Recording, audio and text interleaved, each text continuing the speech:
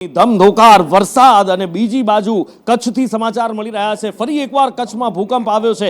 2 દિવસ પહેલા જ ભચાઉમાં ભૂકંપ આવ્યો હતો 3ની તીવ્રતાનો ને હવે ફરી એકવાર કચ્છમાં ભૂકંપનો આંચકો અનુભવાયો છે। 3.8ની તીવ્રતા હોવાનું જાણવા મળી રહ્યું છે અને ભૂકંપનું કેન્દ્ર 3.4ની તીવ્રતાનું આંચકો હોવાનું કહેવાય રહ્યું છે અને લખપત નજીક એનું કેન્દ્ર બિંદુ નોંધાયું છે। લખપતથી 25 કિલોમીટર દૂર આ ભૂકંપનું કેન્દ્ર નોંધાયું છે।